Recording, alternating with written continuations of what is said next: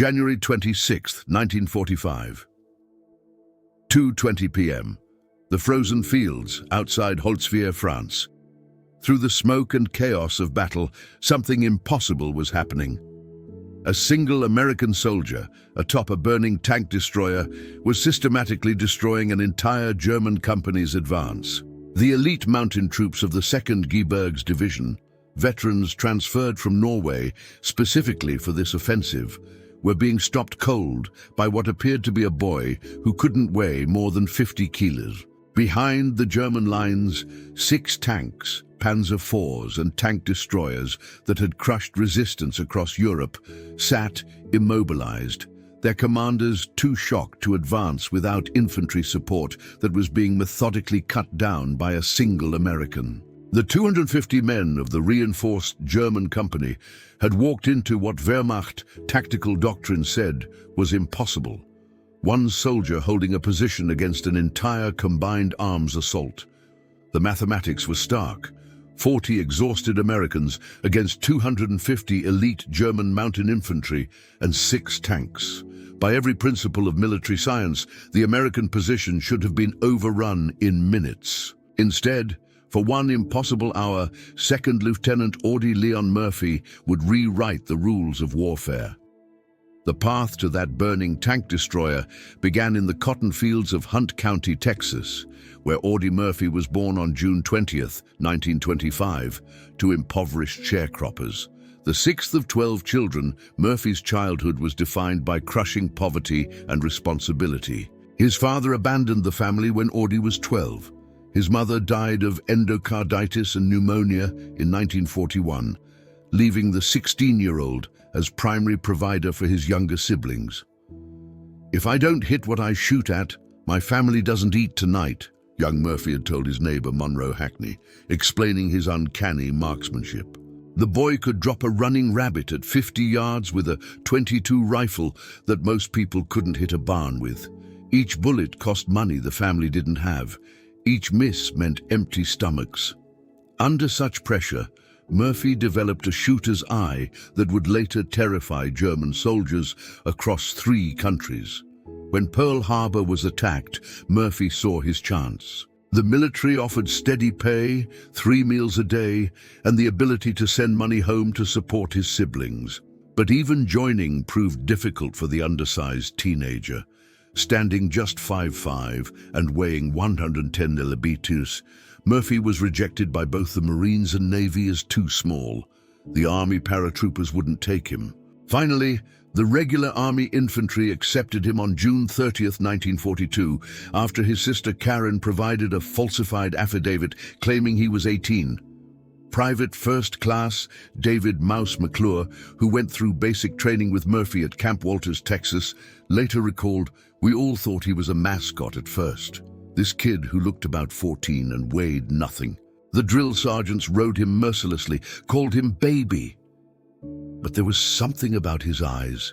When he was on the rifle range, those baby blue eyes went cold as winter. He never missed, not once." Murphy's transformation from Texas farm boy to lethal soldier began during the invasion of Sicily in July 1943. Company B, 15th Infantry Regiment, 3rd Infantry Division, landed at Licata as part of Patton's 7th Army. In the mountains of Sicily, Murphy discovered something that would haunt him forever. He was exceptionally good at killing. His rural upbringing had taught him to move silently, to use terrain for concealment, to shoot quickly and accurately. Near Palermo, when his unit was pinned down by machine gun fire, Private Murphy worked his way around the enemy position, eliminated the crew with grenades, and turned their weapon on retreating forces. Captain Paul Harris recommended him for the Bronze Star, writing, "This soldier displays a natural aptitude for combat that is extraordinary in one so young and inexperienced." The Italian campaign transformed Murphy from good soldier to legendary warrior. At the Volturno River crossing in October 1943, Murphy held off a German counterattack single-handedly when his squad was decimated. Using a borrowed sniper rifle, he killed 5 German soldiers at ranges exceeding 300 YD. For this action, he received the Distinguished Service Cross. Staff Sergeant William Polson described Murphy's combat methodology. Murph didn't fight angry. That's what was terrifying about him. He fought cold, calculated, like he was doing arithmetic. See a German, eliminate the German, move to the next German. No emotion, no hesitation, just deadly efficiency. At Anzio, that blood-soaked beachhead Churchill called the Wildcat, Murphy earned his first Silver Star for destroying a German tank with a bazooka at point-blank range. By the invasion of southern France in August 1944, Murphy had survived Sicily, Salerno, Anzio, and Rome. He had been wounded twice, decorated multiple times, and developed a reputation among both Americans and Germans as someone to be feared. During the drive through southern France, when his lieutenant was killed in an ambush near Montélimar, Sergeant Murphy took command of the platoon, organizing a defense with 18 men against a German company of over 100. Murphy held a critical crossroads for 2 hours, personally accounting for 15 enemy dead. His leadership earned him a battlefield commission to second lieutenant on October 14, 1944. By January 1945, as Company B approached the Colmar Pocket, Murphy was no longer the baby-faced recruit who had joined in 1942. Combat had aged him beyond his 19 years. He had seen most of his original companions killed or wounded. He had personally killed over 100 enemy soldiers.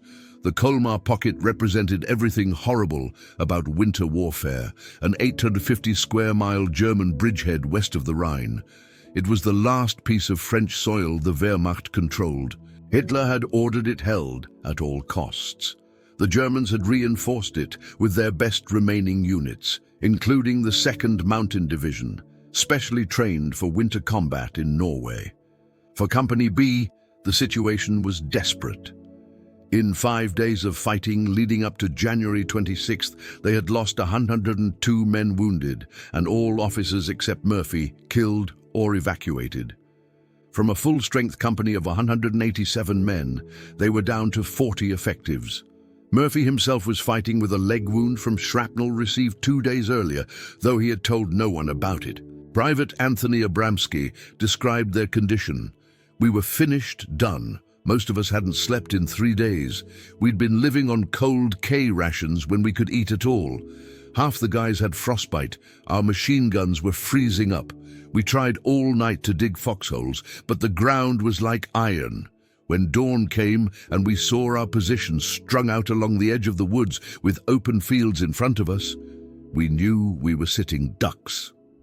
January 26, 1945, dawned grey and bitter cold. The temperature hovered around freezing with wind that cut through the heaviest overcoats. Snow lay 3 feet deep in places, though constant artillery fire had churned much of the battlefield into a moonscape of frozen mud and ice. Company B held positions along the edge of the WWII forest, looking out across nearly a mile of open ground toward the German-held village of Holtzwihr. Murphy had positioned his depleted company as best he could. 2 M10 tank destroyers provided his only anti-tank capability. His infantry was spread thin along the wood line. He had established his command post in a drainage ditch that provided some protection and a good view of the approaching ground. Field telephone lines connected him to supporting artillery batteries, his only real hope of stopping a determined attack. The German attack was preceded by an artillery barrage that began at 1300 hours. Tree bursts, shells exploding in the treetops, showered Company B's positions with deadly fragments. The barrage lasted 30 minutes, though to the men enduring it, it seemed like hours. At 1400 hours, the German attack materialized. Private First Class Donald Ekman was the first to spot them. You could see the pennants on the antenna of the German tanks, 6 of them spread out in attack formation. And behind them, Jesus Christ, there must have been 250 infantry, all in white snow camouflage, moving across that field like ghosts. Murphy's first action was to call for artillery support. But artillery alone wouldn't stop this attack. The Germans were too spread out, too numerous, and moving too fast. At 600 WWII, the M10 tank destroyers opened fire. Their first shots missed. The crews were exhausted and cold-numbed. Return fire from the German tanks was immediate and devastating. An 88mm shell struck the rear M10 squarely in the turret. The tank destroyer burst into flames, its crew scrambling out and running for the woods. The forward M10, attempting to maneuver for a better firing position, slid sideways into a drainage ditch, its tracks unable to find purchase on the frozen ground. Its crew abandoned it and retreated. At approximately 14-20 hours, with both tank destroyers out of action and German infantry closing to within 200 yards, Murphy made the decision that would earn him the Medal of Honor. He ordered his remaining men to fall back to prepared positions in the woods, but he himself didn't retreat. Instead, Murphy ran through the artillery fire to the burning M10 tank destroyer. The vehicle was fully engulfed in flames at the rear, where the 88mm shell had ignited its fuel and ammunition. Black smoke poured from the hull. The heat was intense enough to be felt from 30 feet away. At any moment, the remaining ammunition could explode, turning the vehicle into a massive bomb. Murphy climbed onto the tank destroyer and manned its .50 caliber M2 Browning machine gun. From this elevated position, he had a clear field of fire across the approaching German formations, but he was also completely exposed, a single figure silhouetted against the sky with no cover except the smoke from the burning vehicle beneath him. Private First Class Anthony Abramsky watched from the woodline. I saw Lieutenant Murphy climb on top of the burning tank destroyer while bursts of machine gun fire were heard. Pistol fire from the advancing infantry battered against the hull and tread. It was the greatest display of guts and courage I have ever seen. The M2 Browning was a devastating weapon in skilled hands. It fired 550 rounds per minute with an effective range of 2,000 dm. Its half-inch bullets could penetrate light armor and tear human bodies apart. In Murphy's hands, it became an instrument of precise destruction. For the next hour, Murphy operated the heavy machine gun with extraordinary effectiveness. Throughout the engagement, he maintained telephone contact with supporting artillery, calling in fire missions dangerously close to his own position. The combination of his machine gun fire and the artillery he directed created a wall of steel that the German infantry could not penetrate. Sergeant Elmer Broley observed from the wood's edge. The German infantrymen got within 10 yards of Lieutenant Murphy, who killed them in the draws, in the meadows, in the woods, wherever he saw them. The environmental conditions made Murphy's stand even more remarkable. The frozen ground had prevented proper entrenchment. Visibility varied as overcast skies occasionally cleared. The extreme cold affected weapon performance and had left soldiers struggling with frostbite after days of continuous combat. Murphy's position on the M10 provided critical advantages that he exploited brilliantly. The tank destroyer sat at a slight elevation overlooking the German approach route, giving him commanding fields of fire. The .50 caliber's 2,000 guns and effective range meant he could engage targets at maximum distance, while the burning vehicle's smoke screen prevented accurate German return fire. The German forces found themselves in an impossible tactical situation. Their tanks, expecting to overwhelm the weakened American position, discovered they could not advance without infantry support that Murphy was systematically destroying. Wehrmacht doctrine emphasized combined arms operations, and without infantry to protect them from close assault, the tanks were forced to withdraw rather than risk isolation. Technical Sergeant Morris Wald, observing through binoculars from the battalion command post, later testified, "Murphy's fire was incredibly effective. He wasn't just spraying bullets, every burst was aimed. He was picking off German infantry like he was at a shooting gallery. I saw him cut down an entire squad that was trying to flank our position." At approximately 1,500 hours, after 40 minutes of continuous firing, Murphy's ammunition began to run low. The barrel glowed red from heat. The burning tank destroyer beneath him was settling into the ground as its tracks and road wheels melted. German infantry had worked to within 10 yards of his position.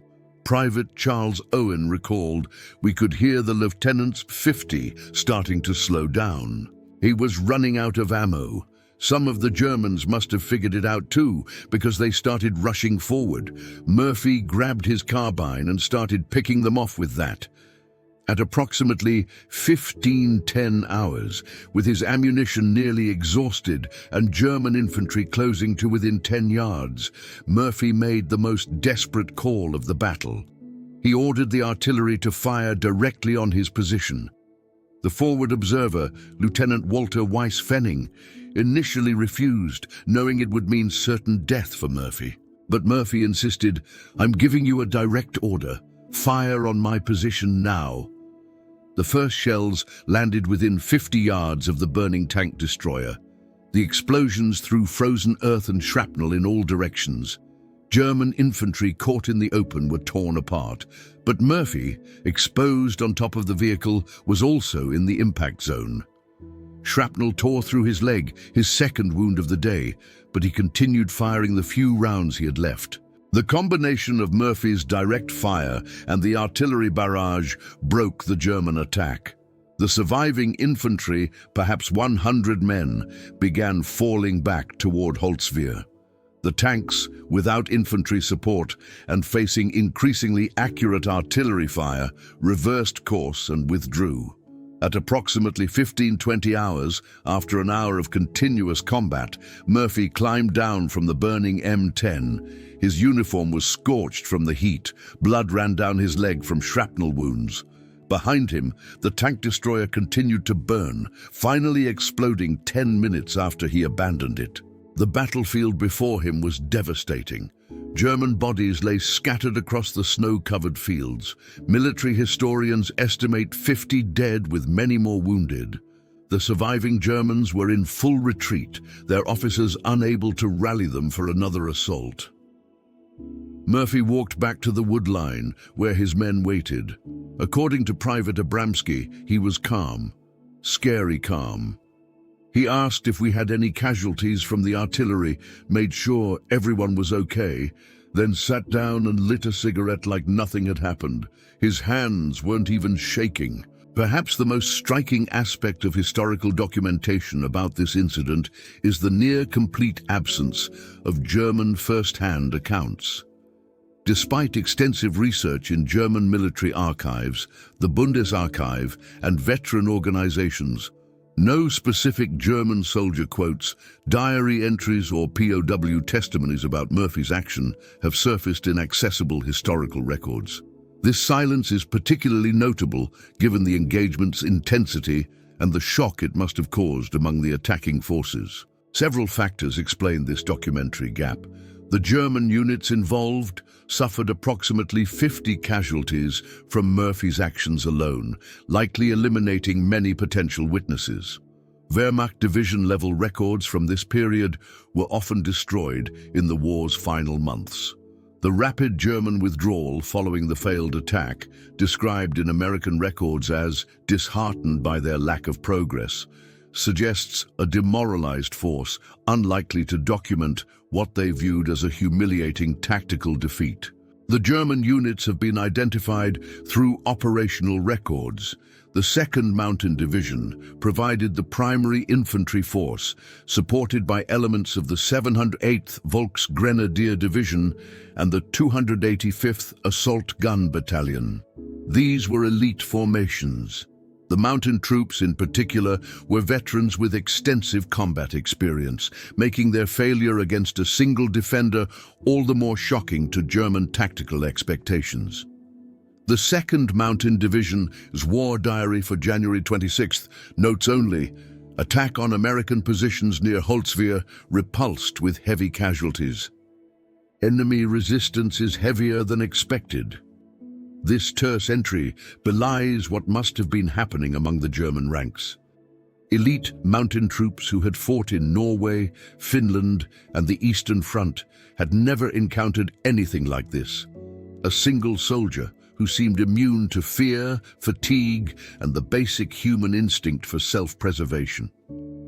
Post-war German military analysis included the battle in their study Verteidigung gegen Übermacht, Defense Against Superior Forces, published in 1965. The analysis identified several factors that contributed to their defeat: overconfidence based on numerical superiority, tactical inflexibility when the initial assault was stopped, and the failure of combined arms when tanks and infantry failed to coordinate effectively.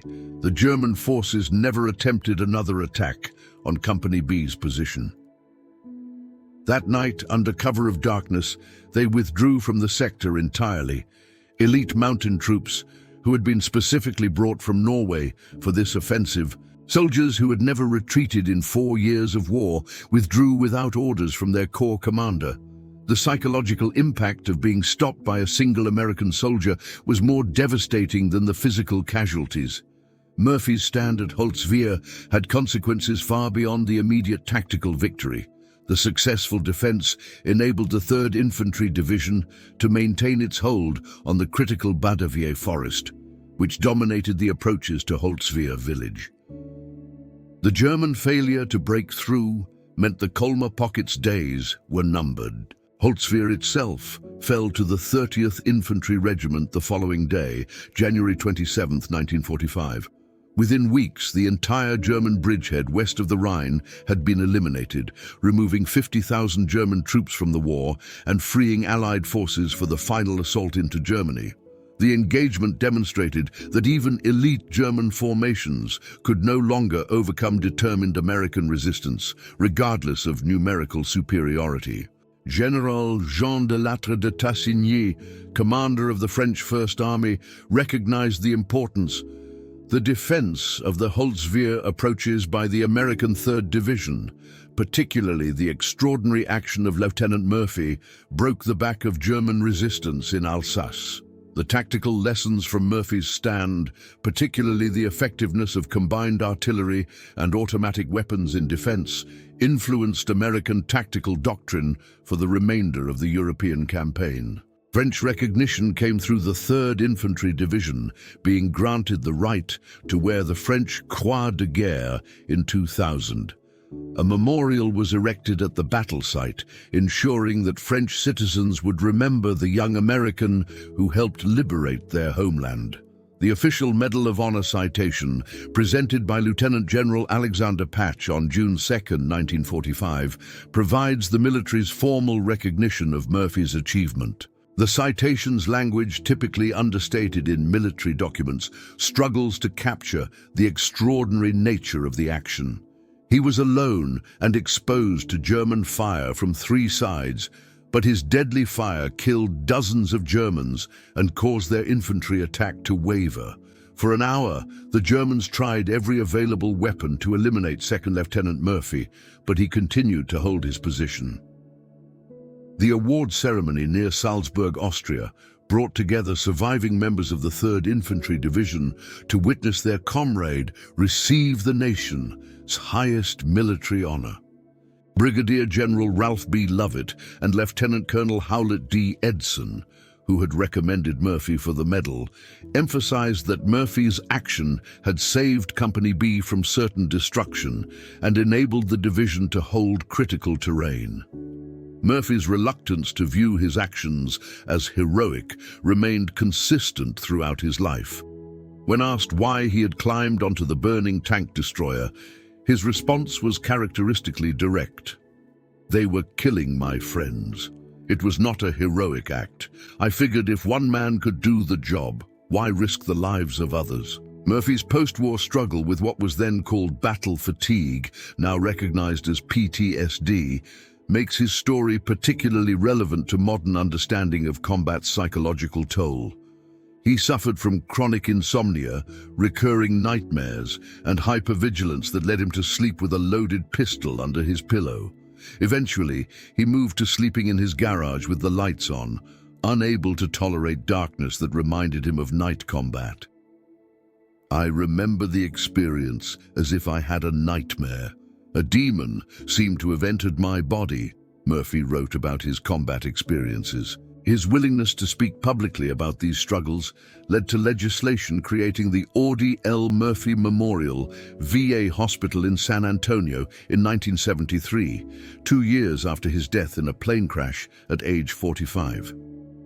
Murphy's first marriage to Wanda Hendricks lasted only 16 months, destroyed by his PTSD episodes. Hendricks later described he was two people. During the day, he could be charming, funny, generous, but at night he became someone else. He'd patrol the house with a loaded gun. He'd sleep in the garage with the lights on because darkness reminded him of night patrols. Despite his own struggles, Murphy became an early advocate for veterans suffering from combat-related psychological injuries. In 1966, he wrote for the Saturday Evening Post, "I can't remember when I didn't have nightmares. They became part of my life, like breathing. But I was lucky. I could afford doctors, medication, therapy. What about the veteran who can't? What about the thousands coming back from Vietnam with the same problems?"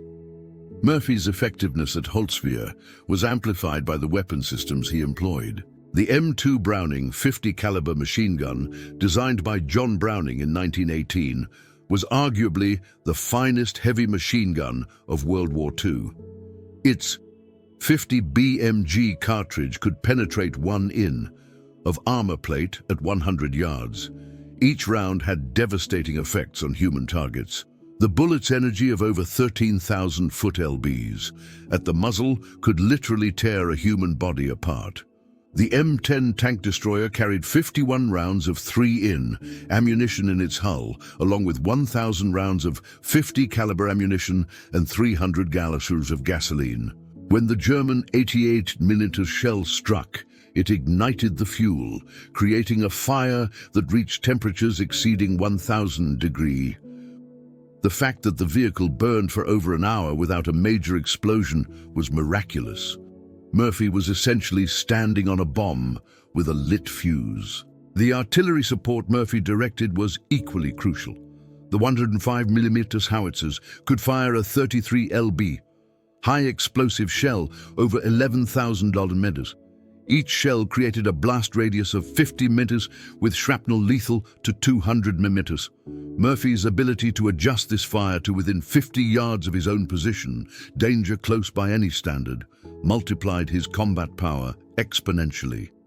Military scientists have attempted to calculate the probability of Murphy's survival at Holtzwihr.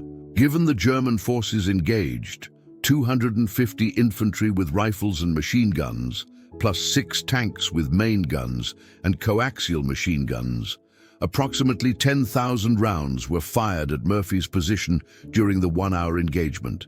Even assuming poor marksmanship due to range and Murphy's concealment by smoke, statistical models suggest Murphy should have been hit 15 to 20 times.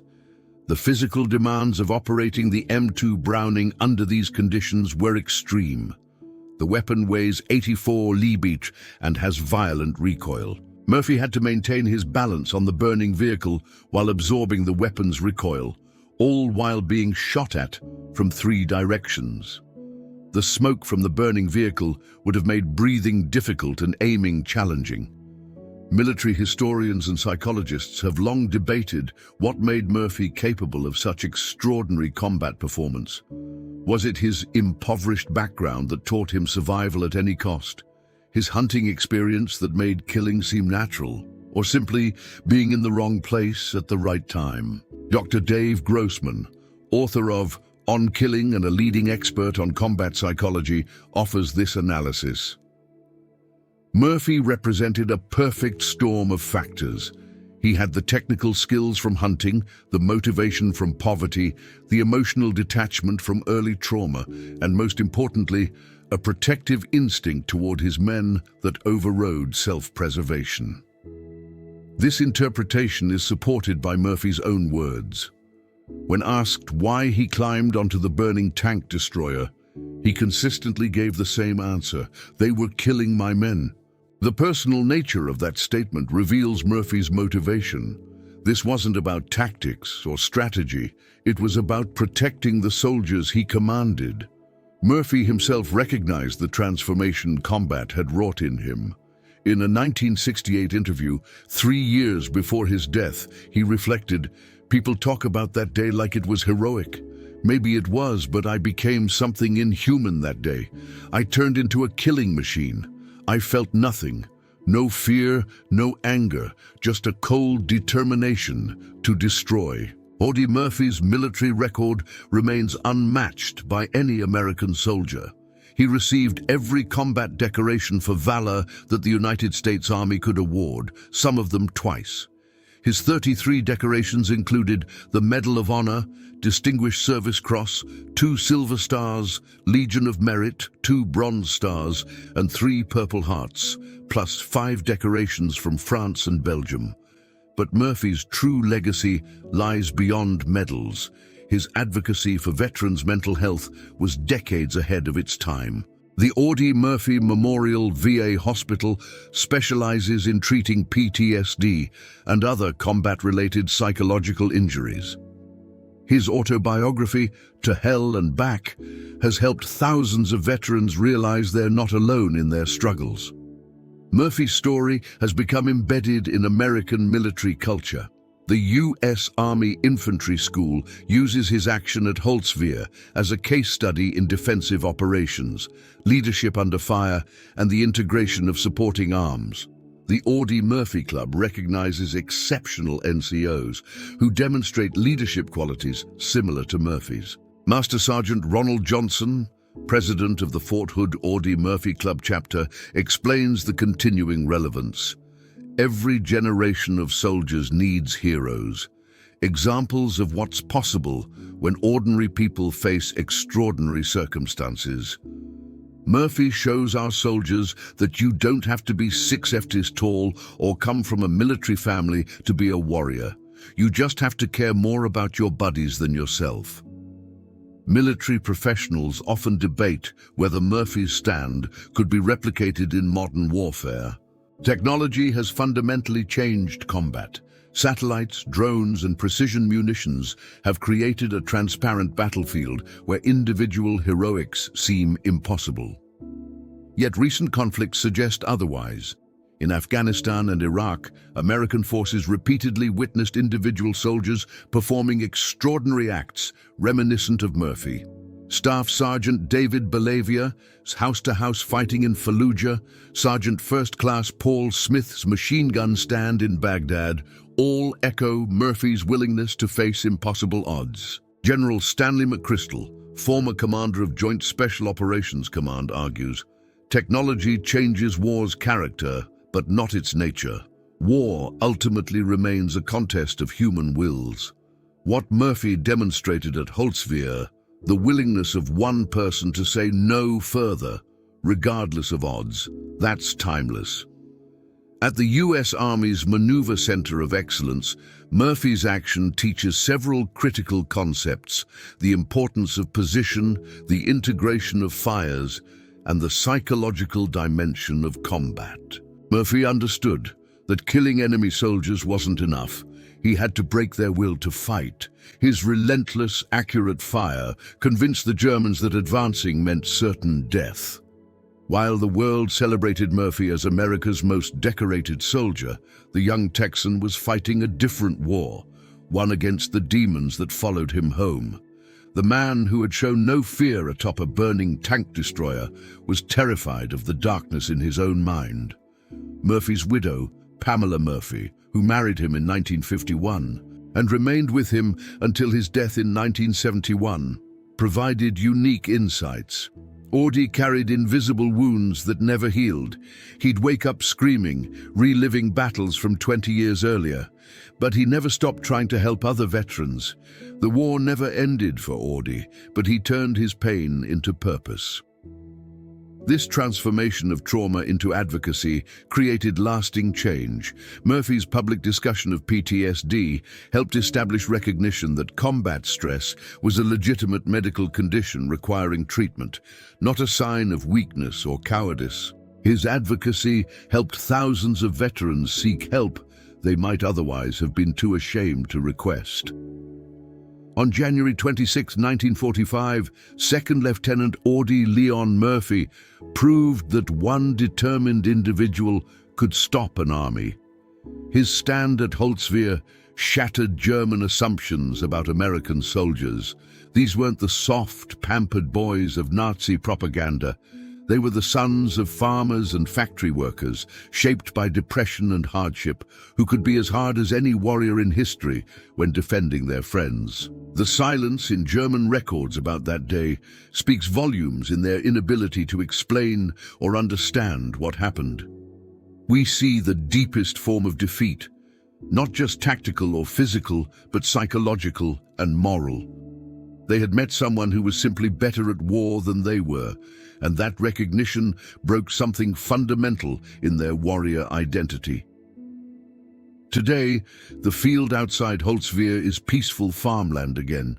The scars of battle have healed, the shell craters filled in. The blood was washed away by decades of rain. But on January 26th each year, a small ceremony is held at the memorial marking Murphy's stand. French citizens, American veterans, and occasionally elderly Germans gather to remember the day one American soldier proved that courage has no limits. Murphy's story reminds us that heroism isn't about being fearless. Murphy was terrified by his own admission.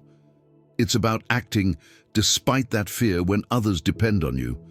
It's about making a stand when retreat would be easier. It's about becoming, for one crucial moment, larger than yourself. In the end, that's why the Germans were shocked when one American soldier held off 250 Germans for over an hour alone. They had encountered something that military science couldn't explain, that tactical doctrine couldn't counter, that overwhelming force couldn't overcome. The unconquerable human spirit embodied in a 110 lbu Texan who would rather die than let his friends be killed.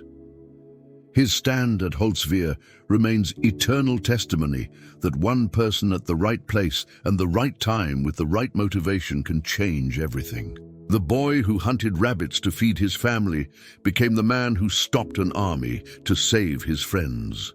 In war, as in life, that transformation from the ordinary to the extraordinary remains the most shocking truth of all.